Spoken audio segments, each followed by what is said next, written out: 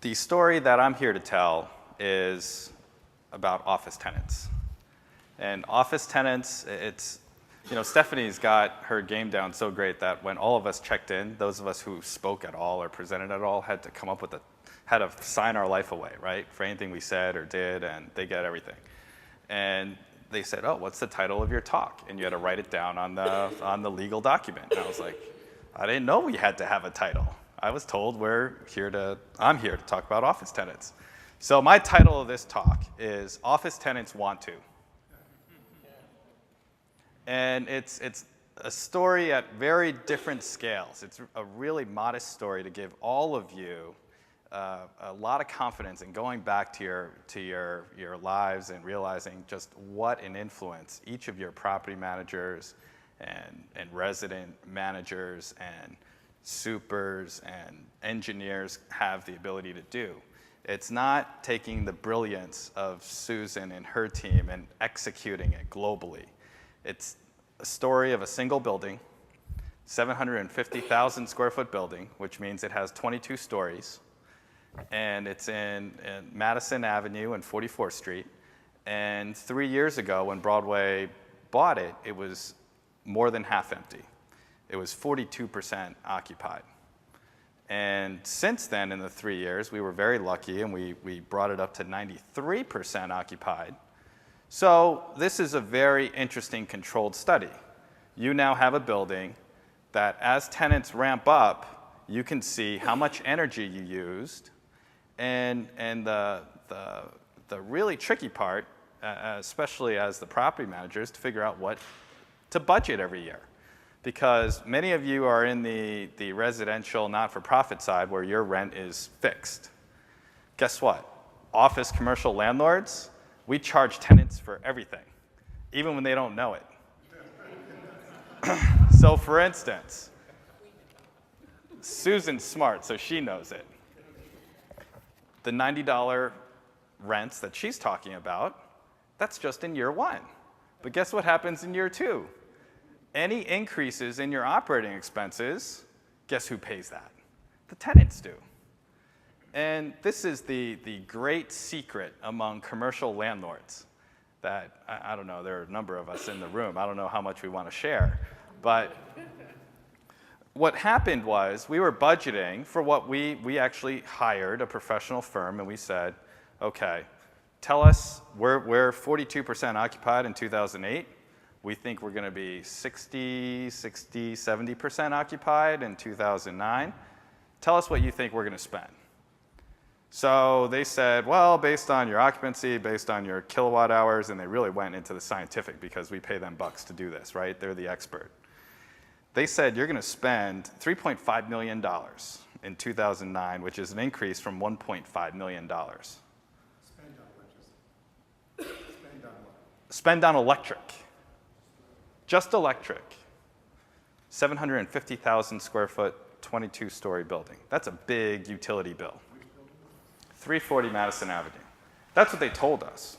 So we diligently budgeted that, and guess what? Another landlord trick, we get to bill tenants in advance because we have to pay the electric bill every month. We can't wait to see what the actual number is going to be before we collect. So we say, well, we budgeted this much. We have an expert who told us it's that. So you're going to pay us that much. So we diligently started charging the equivalent of 100% increase in electric to all of our tenants. And some of them said, what's going on? And then we sat down with them, and they said, okay, great. They understood it. We said, expert said so. It always helps to have an expert on your side. So what happened was, at the end of the year, we actually executed a lot of initiatives with the management team, with the engineers, and Harry Macklow was the original developer of this asset. And he has great taste. He designed the Apple Cube, for those of you who know New York, on Fifth Avenue at the corner of Central Park. Brilliant idea. Take basement space that you could charge $25 a square foot, put a cube on top, and now you charge $1,000 a square foot. But that's not what we're here to talk about. So Harry Macklow designed a lobby so that he could feature artwork. And he was an investor in smart cars. So when he opened the new lobby up in 2006, we bought the building from him, he put smart cars in the lobby. He designed a theatrical lighting system in the lobby. That theatrical lighting system, tens of thousands of watts. When we took over the building, the engineer who had been in the building for 18 years, I pointed out, I said, hey, that's a lot of lights for this lobby. He's like, yeah, we're proud of them. We change them when they go out, and they're on all the time. And we asked the architect, where design is so critical. When you're talking about managers and engineers, everyone needs to be responsible for design. The architect's intention was never to have those lights on all the time. They are a special theatrical lighting system. There are other lights, much like these, that provide regular lobby lighting. So guess what happens when you turn off 20,000 watts, 24/7? You get buku savings. And then we'll get full circle here. And I know there's a time constraint, so I have to get to my ultimate why office tenants want to.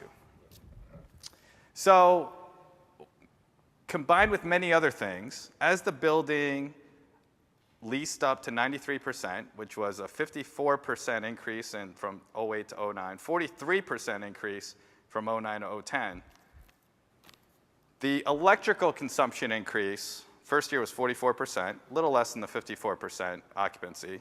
The second year was 6%. So what happens at the end of the year?